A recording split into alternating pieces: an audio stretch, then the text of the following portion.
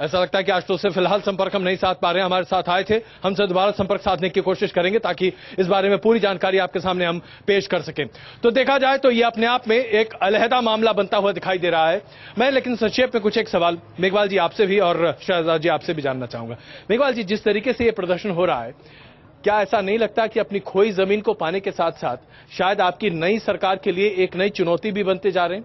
दिल्ली में सरकार भारतीय जनता पार्टी भी बनाना चाहती है। ऐसी सूरत में अरविंद केजरीवाल अगर अपनी जमीन अच्छी बना लेते हैं और जो सहानुभूति की एक लहर है अगर वो उसे इनकैश कर सकते हैं तो फिर तो आपके लिए मुश्किल हो जाएगी। देखिए, ये अभी आज सुबह ही मैं कहीं देख रहा था कि इन्होंने एक लेटर लिख दिया था जी गवर्नर साहब को जी कि मुझे सरकार बनाने की अनुमति दी जाए। बाद में किसी ने कहा कि आपने कैसे लिख दिया ये, तो अभी माफी मांग रहे थे। तो मुझे लगता वो जो हताशा जो सुबह हुई जी, उसको दूर करने के लिए भी वो विषय चला जाए पीछे, पर्दे के पीछे, उसको ठीक करने के लिए उन्होंने ये नया रास्ता चुना है। ये रास्ता ठीक नहीं है किसी भी तरह से। ये डेमोक्रेसी के लिए ठीक नहीं है, देश के लिए ठीक नहीं है।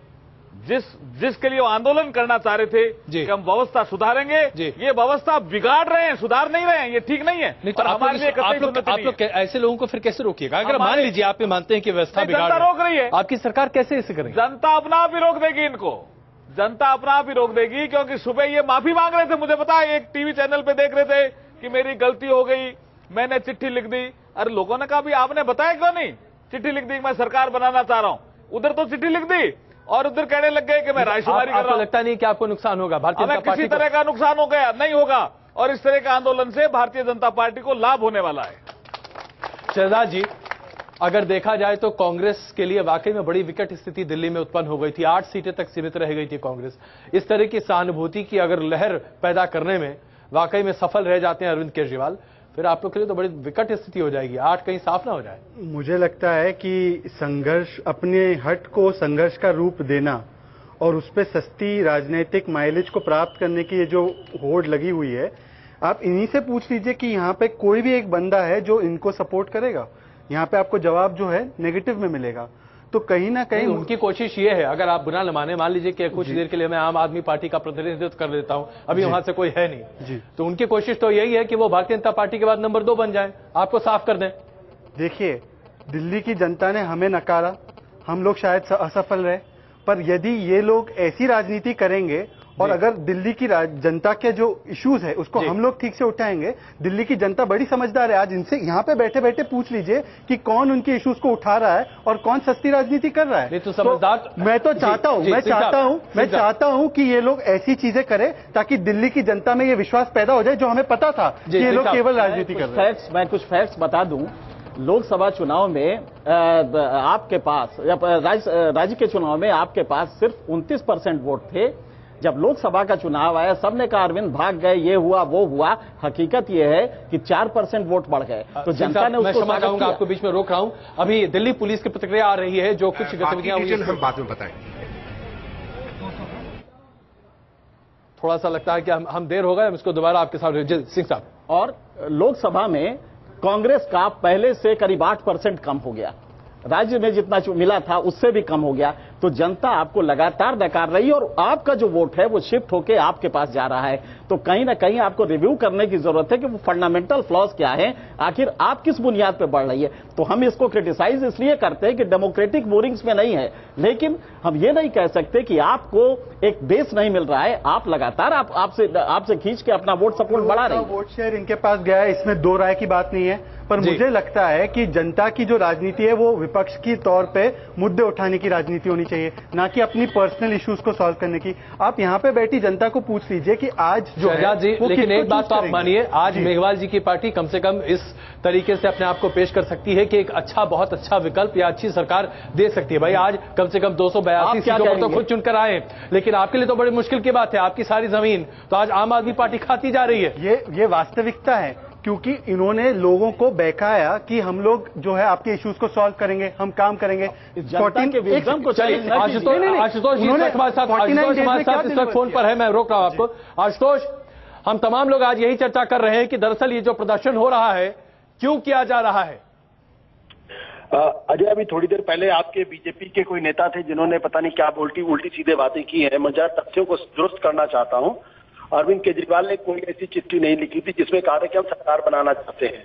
उन्होंने ये कहा था कि भाई अभी असेंबली को आप डिसॉल्व मत करिए, लोगों के बीच में जाके रेफरेंडम करना चाहते हैं और रेफरेंडम के जरिए हम लोगों से पूछेंगे कि भाई सरकार बनाना चाहिए या नहीं बनाना चाहिए। ये लोगों के बीच आना था, तो तथ्यों की जानकारी उनके पास नहीं थी।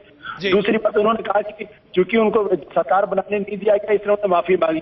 इस तथ्य की भी जानकारी बीजेपी के लोगों के पास नहीं है। ये प्रोपेगेंडा कर रहे हैं।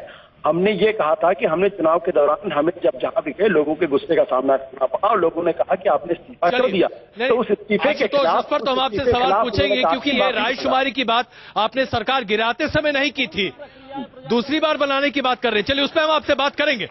लेकिन आशुतोष, आज जो बड़ा मुद्दा है वो ये कि ये प्रदर्शन किस लिए किया जा रहा है और किसके विरोध में है? देखिए अजय, आपका सवाल बहुत दुरुस्त है और बहुत माकूल सवाल है।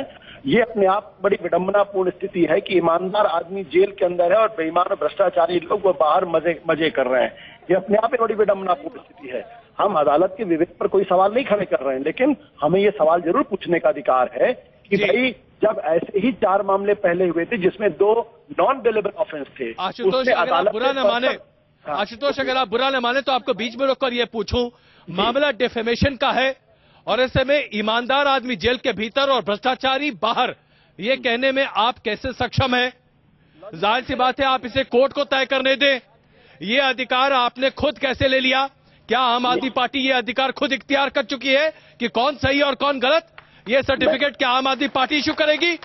नहीं, आम आदमी पार्टी बिल्कुल सर्टिफिकेट इशू नहीं करेगी। लेकिन आप भी ये मानेंगे और जनता भी ये मानती है कि अरविंद केजरीवाल एक निहायत ही ईमानदार आदमी, ये सब आदमी को मालूम है।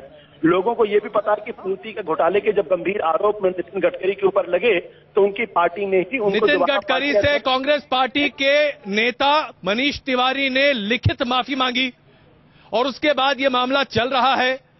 और ऐसे में कोर्ट में जब ये मामला चल रहा हो तो किसी व्यक्ति को भ्रष्टाचारी कहना अपने आप में कोर्ट की अवमानना के बराबर है आशुतोष? बिल्कुल नहीं। हम आरोप की बात कर रहे हैं और हमने जब आरोप लगाए थे पूर्ति घोटाले के मामले में, उसमें आज तक डिफेमेशन का मामला इन्होंने फाइल नहीं किया है। उसके बाद इन्होंने किस पे फाइल किया ये मैं क्लियर कर दूं कि जब हमारी नेशनल एग्जीक्यूटिव में एक लिस्ट बनी कि भाई किन के खिलाफ भ्रष्टाचार। अच्छा चलिए, मैं चूंकि समय कम है मेरे पास आशुतोष जी, इसलिए मैं थोड़ा सा आपसे क्षमा चाहता हूं। बस इतना बता दीजिए ये प्रदर्शन किसके विरोध में है? प्रदर्शन हमेशा विरोध में किया जाता है, किसके विरोध में है ये?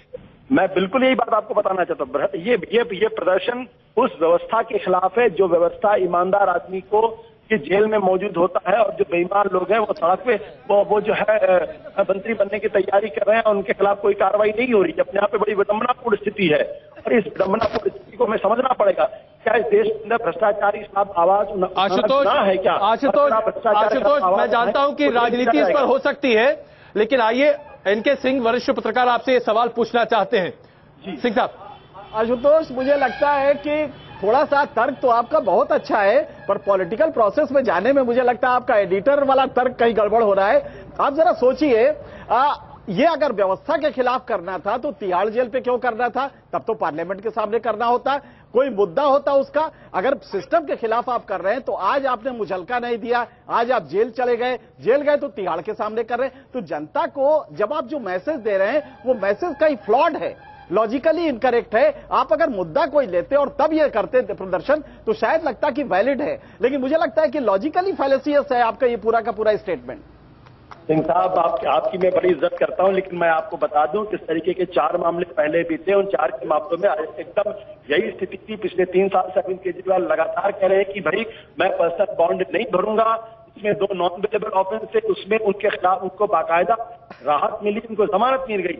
लेकिन ये तो उनका अरविंद जी का स्टैंड था ना। कोर्ट ने अगर एक लिबर्टी आपको छूट दी है तो आप कन्वेंशन क्यों मान ले रहे हैं? आज उसका डिस्क्रिप्शन नहीं अप्लाई हो रहा है। ये व्यवस्था का सवाल नहीं है क्या? क्या ये व्यवस्था का सवाल नहीं है क्या? मैं तो यही आपसे सवाल करना चाहता हूं, क्या ये व्यवस्था आशुतोष कैसी? नहीं आशुतोष, हम सब जानते हैं देश के अंदर। चलिए आशुतोष, मैं समझ सकता हूं शायद आप इसको एक अलग जामा पहनाना चाहते हैं, इसमें कोई शक नहीं है। लेकिन आज एक पर्टिनेंट सवाल है जो मेघवाल जी और शहजाद पूनावाला जी आपके सामने रखना चाहेंगे और राकेश सिन्हा जी भी हमारे साथ हैं, वो सब लोग आपसे बात करना चाहते हैं। लेकिन उसकी शुरुआत मैं कर देता हूं। क्या ये राजनीतिक स्टंट नहीं है? नहीं, राजनीतिक स्टंट आप कैसे कहेंगे? इस बात को जरा मुझे समझाइए आप। क्या अदालत का फैसला अरविंद केजरीवाल ने लिखा है या हम? तिहाड़ जेल के सामने अरविंद केजरीवाल के जेल में बंद होने के खिलाफ प्रदर्शन राजनीतिक स्टंट नहीं है तो आशुतोष और क्या है? मैं फिर आपसे कहना चाहता हूं, ये अरविंद केजरीवाल के बंद होने का सवाल नहीं है। सवाल इस बात को लेकर ये है कि क्या इस देश के मेघवाल जी भ्रष्टाचार के खिलाफ आवाज उठाएंगे? तो आपको आवाज, मेघवाल जी आपसे सवाल पूछना चाहते हैं। मेघवाल जी भारतीय जनता पार्टी के सांसद है, हमारे साथ मौजूद है, आपसे सवाल पूछना चाहते हैं। नहीं, मैं आशुतोष जी, क्या आपको इस देश की न्यायपालिका में विश्वास है या नहीं है? मेरा ये सवाल है आपसे। आप न्यायपालिका को चैलेंज कर रहे हैं, इस देश में अराजकता लाना चाहते हैं, ये देश कतई स्वीकार नहीं करेगा आशुतोष जी ऐसी व्यवस्था को। नहीं, आपने बिल्कुल सही फरमाया। हमको देश की न्यायपालिका पर पूरा विश्वास है, पूरा यकीन और सम्मान है। लेकिन मैं आपसे सवाल पूछना चाहता हूं, आपके नेता नरेंद्र मोदी को इलेक्शन कमीशन पर यकीन नहीं था क्या, जो उन्होंने इलेक्शन कमीशन के फैसले के ऊपर गंभीर आरोप लगाए? आप कह रहे फिर आप कुतर्क कर रहे हो अभी आप आशुतोष जी, यही पॉलिटिकल स्टैंड है आपका, यही पॉलिटिकल स्टैंड है। अभी आप कुतर्क कर रहे हो, आप तर्क पे नहीं आ रहे हो, आप तर्क पे आओ, आप तर्क पे आओ कि क्या अरविंद केजरीवाल जी जो बनारस में हारे उसका देखा कार्यकर्ताओं में अभी निराशा है, उस निराशा को कैसे ठीक करें? ये पॉलिटिकल स्टैंड और कुछ नहीं है आपका। ये चलिए आशुतोष, मैं आपसे क्षमा मांगना चाहूंगा, एक मजबूरी है, कमर्शियल मजबूरी, हमें यहाँ पर बस 2 मिनट के लिए रुकना पड़ रहा है। आप सब हमारे साथ बने रहें इस बड़ी खबर पर, और खास करके क्या ही वाकई में हमारी राजनीति प्रदर्शनकारी होती जा रही है, इस पर चर्चा जारी रखेंगे। बने रहिए हमारे साथ आप सब। आप देख रहे हैं हमारी एक खास पेशकश, जिसमें अभी कुछ देर पहले हम बात कर रहे थे अरविंद केजरीवाल की गिरफ्तारी के बाद वहां हुए तमाशे की, या यूं कहीं के प्रदर्शन की, जो लगातार वहां पर चल रहा है। लेकिन आइए आज के हम अपने एजेंडे पर वापस लौटते हैं। नरेंद्र मोदी जो कि देश के भावी प्रधानमंत्री हैं, उनके सामने और उनकी सरकार के सामने कई तरह की चुनौतियां हैं। इन चुनौतियों का सामना करने के लिए अपने मंत्रिमंडल के साथ जिस तरीके से नरेंद्र मोदी आगे बढ़ेंगे, उसी पर चर्चा शुरू करते हैं। हमारे साथ इस वक्त जितेंद्र सिंह शंटी जी भी अकाली दल से जुड़ चुके हैं। आइए आपको एक हम छोटा सा ग्राफिक दिखाएं, जिसके जरिए आपको यह बताएं कि किस तरीके से नरेंद्र मोदी अपने मंत्रिमंडल का गठन करते हुए दिखाई दे सकते हैं। ये प्रस्तावित ऐसे कुछ नाम हैं जो चर्चा में हैं, जिन्हें लेकर अटकलों का बाजार भी गर्म है, और माना जा रहा है कि शायद ये तमाम लोग मंत्रिमंडल में शामिल किए जा सकते हैं। अरुण जेटली को ऐसा माना जा रहा है कि विदेश मंत्रालय दिया जा सकता है। ये तमाम ऐसी अटकलें सामने आ रही हैं, इसमें से कितना सही कितना गलत, नरेंद्र मोदी के अलावा शायद कोई भी ऐसा व्यक्ति नहीं होगा जिसके बारे में कुछ कह सकता है। सुषमा स्वराज के बारे में विदेश मंत्रालय या फिर मानव संसाधन मंत्रालय की बात कही जा रही है। अरुण जेटली के बारे में वित्त मंत्रालय की बात भी सामने आ रही है। राजनाथ सिंह के मामले में कहा जा रहा है कि या तो उन्हें गृह मंत्रालय या फिर रक्षा मंत्रालय दिया जा सकता है, ऐसी अटकलें हैं।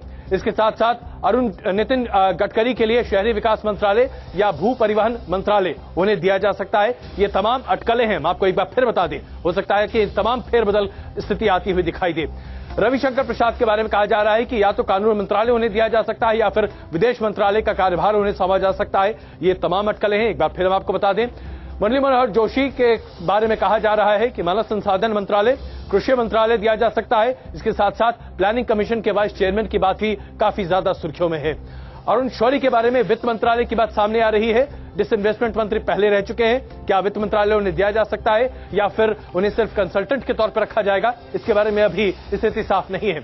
अनंत कुमार के बारे में कहा जा रहा है कि दूरसंचार मंत्री उन्हें बनाया जा सकता है, यह पद उन्हें दिया जा सकता है। यह भी कहा जा रहा है कि बहुत सारे जंबो मंत्रालय बनाए जा सकते हैं, जिनमें तमाम छोटे मंत्रालयों को शामिल कर दिया जाए। नागरिक उड्डयन मंत्रालय शहनवाज हुसैन को दिया जा सकता है। राजीव प्रताप रूडी के बारे में भी ऐसी अटकलें हैं कि उन्हें यह मंत्रालय दिया जा सकता है। मुख्तार अब्बास नकवी के बारे में कहा जा रहा है कि अल्पसंख्यक कल्याण मंत्रालय उन्हें दिया जाए। यह मंत्रालय रहेगा भी या नहीं, इसके अस्तित्व के बारे में भी अभी खैर चर्चा होनी बाकी है। इसके साथ साथ तमाम ऐसे लोग हैं जिनके बारे में चर्चाएं आम हैं कि मंत्रिमंडल में उन्हें शामिल किया जा सकता है। लेकिन ये एक चेहरे जो हैं हमने आपके सामने पेश किए। इसके साथ साथ चुनौतियां क्या हैं आज के अगर तिथि में, आज के मौके पर अगर हम बात करें तो सबसे बड़ी चुनौती अगर भारतीय जनता पार्टी की अगुवाई वाली सरकार के सामने है तो वो आर्थिक मसलों पर है, और उसमें सबसे आगे है महंगाई। महंगाई के नाम पर हर कोई त्रस्त होता हुआ दिखाई दिया था यूपीए के सरकार के दौरान, 10 साल के कार्यकाल के दौरान।